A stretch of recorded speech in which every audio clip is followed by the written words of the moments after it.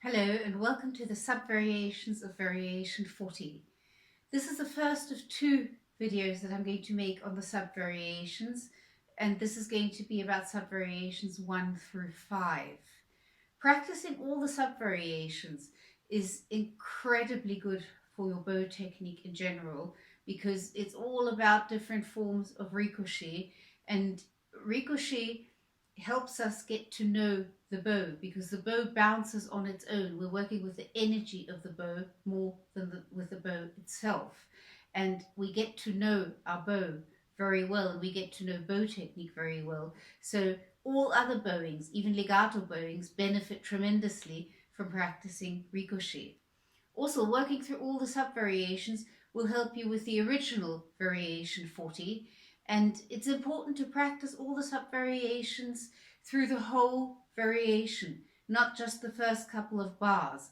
I'm going to demonstrate the sub variations just with a couple of bars because otherwise we'd have unbelievably long videos on the sub variations, and they're not really helpful for people who want to learn and work with these videos. So I'm just going to demonstrate a few bars, but you should practice the sub variations through the whole variation because only then have you really mastered it.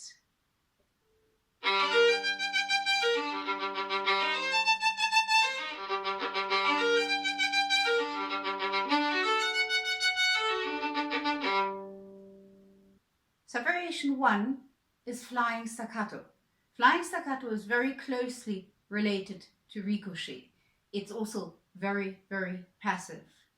Start by just doing one up bow. Just one. The bow change from down bow to up bow happens on the string, and you lift your wrist, and the bow change and the lifting of the wrist gets the bow to leave the string. Then you do 2.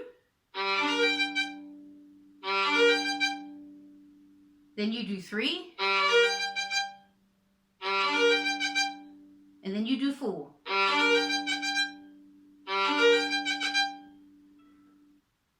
You have to lift your wrist for the flying staccato, and when you start putting it together, you do the same thing when you go down.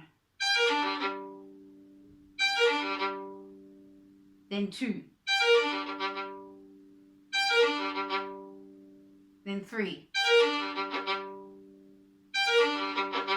And then 4.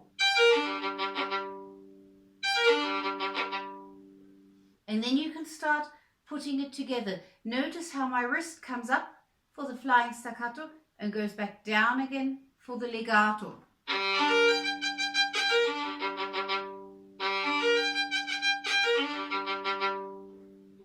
It can also help to practice this slowly.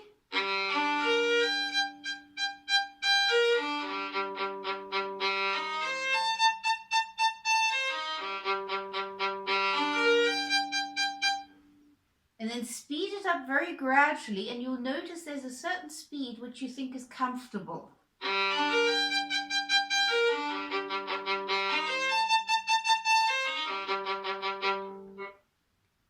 The most comfortable speed should be the speed that you use, because if you push yourself for speed, then it won't work very well. You tense up somewhere, and as soon as you tense up somewhere, it doesn't work. Very often, when my flying staccato doesn't work in this sub variation, it's because I tense up in my shoulder somewhere, and that already is enough for it not to work. If I'm tense in my shoulder, it gets stuck. It doesn't work. So shoulder has to be completely relaxed, and you get better results if you practice it at the speed where you feel very comfortable.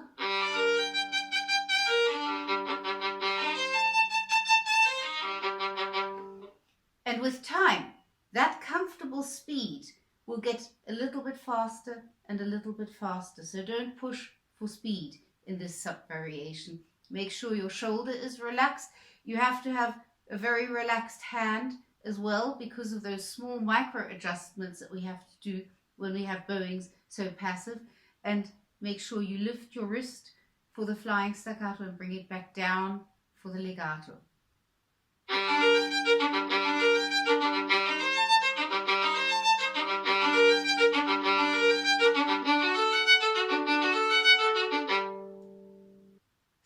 Subvariation 2 is the same bowing as Subvariation 1.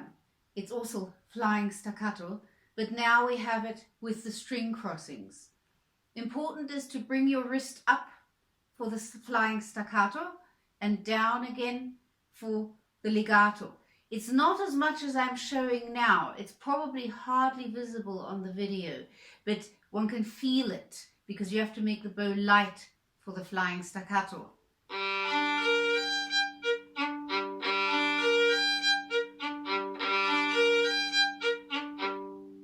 Again, the bow change happens on the string. The bow lifts after the first up bow, and you get the bow to lift by the change of direction and bringing up your wrist.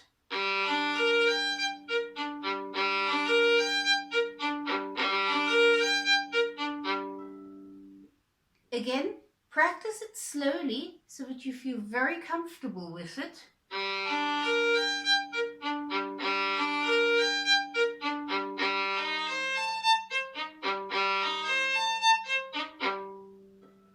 And experiment with tilting your bow. One needs to tilt the bow a little bit for flying staccato because otherwise the bow will bounce too high and that won't sound good.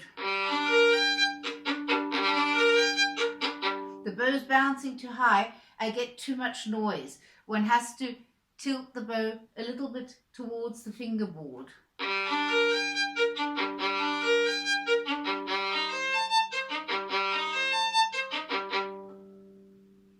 Again, speed up very gradually until you find a speed which you think is comfortable.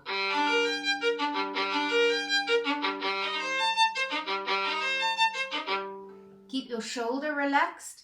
Make sure your hand and fingers are relaxed because you need to make these small adjustments for flying staccato. They have to be flexible and relaxed. And make sure that you don't push yourself for speed. If you push yourself for speed, you'll just get stuck. You get stuck or it won't be even or anything like that will happen. If it's not even, that can be because you're trying to play it too fast or because you have some tension somewhere in your shoulder, in your arm, or in your hand, or in your fingers. Those are usually the reasons why it's not even. So don't push yourself for speed. It's not helpful. Practice the speed which you think is comfortable and concentrate on the quality and feeling relaxed and comfortable. That speed will increase over time on its own. Pushing yourself for speed in passive bowings never works.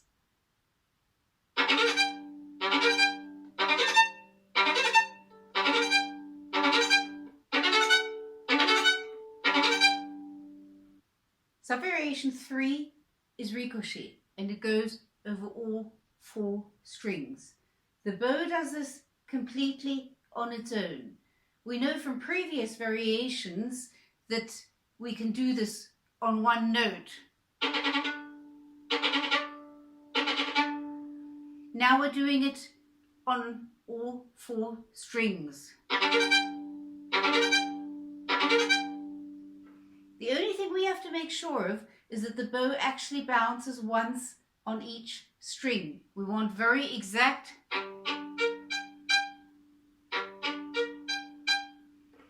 So we need to have a very even arm movement, because if our arm doesn't move evenly, then we will get 2 notes on one string and none on another one. So our arm has to move very evenly, and we need our ear to guide us for listening out for each individual note. We don't play the notes individually, the bow does that, but we have to listen out for each note. It helps to practice this slowly. To do this slower, you take weight away from the bow stick by leaning your hand towards the 4th finger a little bit and let the bow bounce slowly.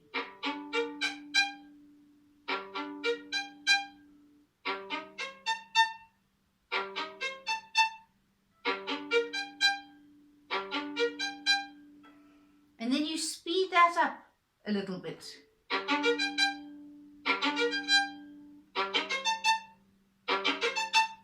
And you speed it up further.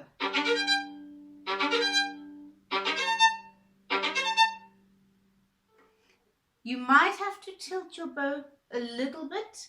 If you don't tilt it at all, it can be that the bow bounces too high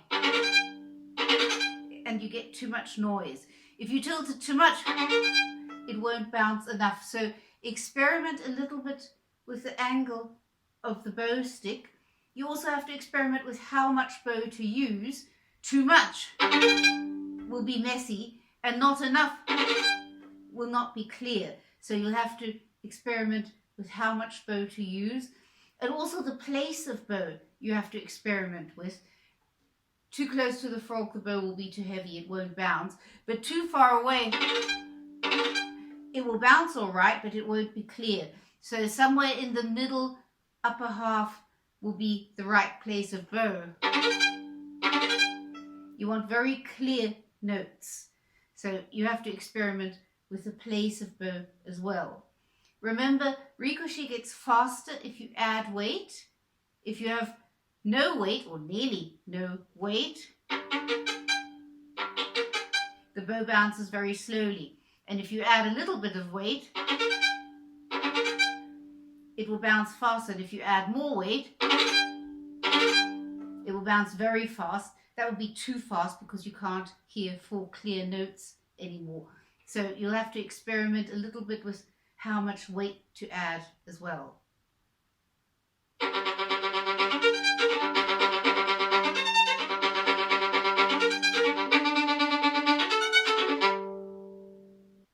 Subvariation 4 combines sautille with ricochet. Those are our two most passive bowings, but they're very different from each other. Sautille is done with the hand and fingers, and ricochet is done with the whole arm. So combining the two is quite challenging at first because we've got to switch from a bowing which is only done with the hand and fingers to a bowing which is done with the whole arm. You'll remember this from the sub-variations of variation 39. Start by separating the bowings. Repeat the sautille.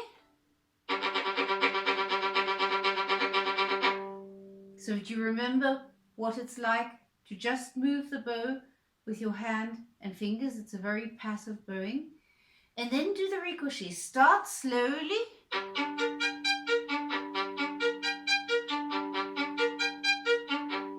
And speed up very gradually.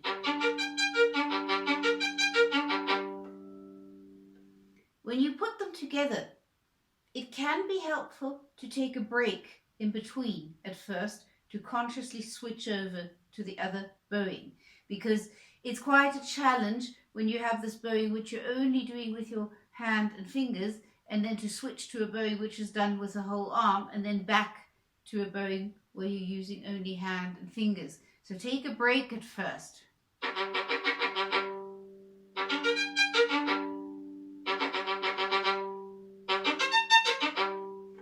That can help because then you're already putting them together and you have a bit of time in between the two to switch over.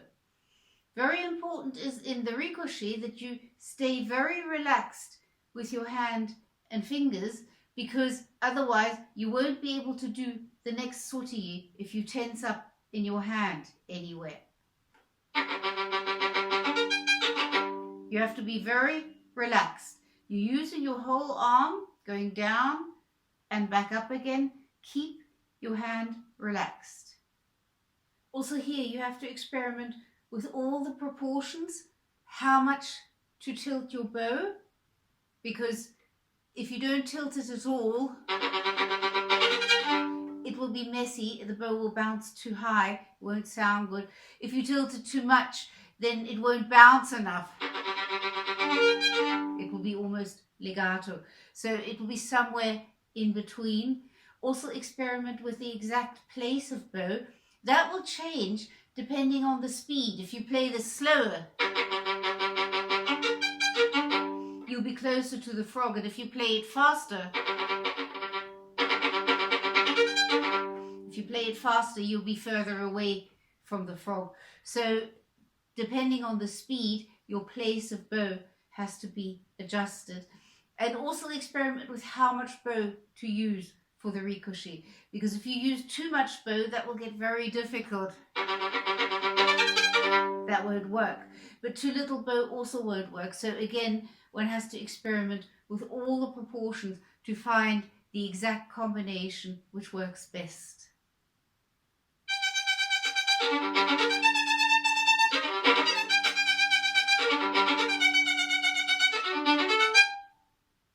Subvariation 5 is the same principle as subvariation 4, just we're starting on the top notes and we're starting up bow. For the bow, this makes no difference.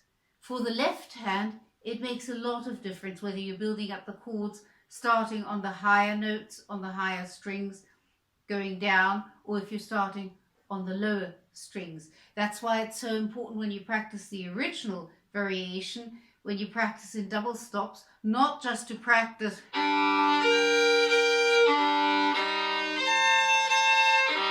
but also to practice it the other way around.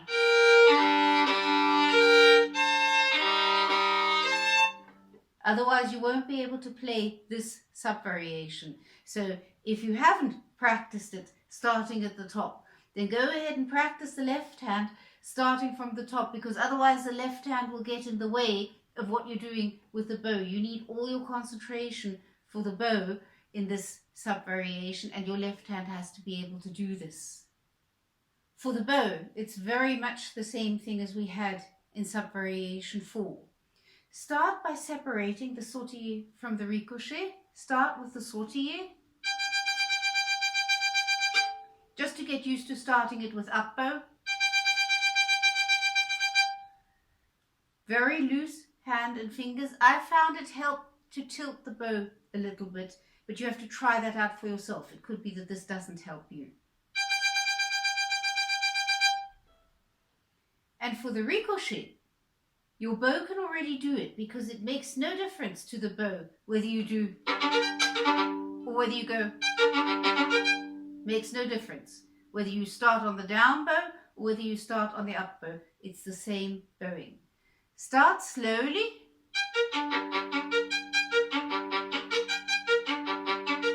Just to get used to it. Speed it up a little bit. And don't go above the speed that you feel comfortable. The ricochet speed, where you feel comfortable, is the one which determines the speed of the subvariation. The speed is always determined by the most passive bowing, and the ricochet is even more passive than the sautille. So we have to adjust the speed of the sautille according to what our ricochet speed is. So if the most comfortable ricochet speed for you is this, then you have to adjust the sautille. It then becomes staccato.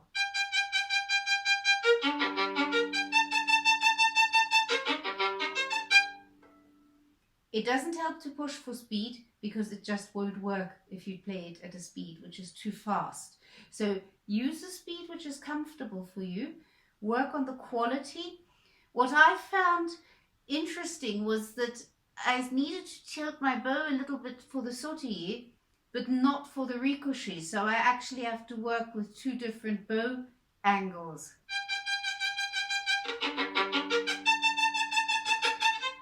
That was rather strenuous, because I at first needed some time to actually realize that I needed two different bow angles. I needed more hairs for the ricochet and less hairs, more of a tilted bow for the sautille. That didn't work. Never worked, and I couldn't understand why. And then I realized, oh, I must experiment with tilting my bow. So I tilted my bow back so that I have the stick more above the hairs for the ricochet, and then for the next sautille I had to tilt it back towards the fingerboard. So that was something which I discovered as I was experimenting with all the proportions. So try that out. That might also help you. For some reason that seemed to help my combination of sautille and ricochet. As in sub variation 4, make sure you're relaxed in your shoulder and upper arm and in your hand and fingers, otherwise the sautille won't work, and you also won't get through the whole variation if you tense up somewhere. You have to be very relaxed. That's why it's important not to push yourself for speed, but to take the speed which you feel is most comfortable, whatever it is. Work at the quality so that you really get to know your bow and this changing between sautille and ricochet, and you will notice over a longer stretch of time this comfortable speed will increase slightly, bit by bit, on its own if you don't push for speed. So that I find very important, never to push oneself for speed with passive bowings. Okay, I hope you find this useful. Let me know in the comments if you have any questions, and happy practicing.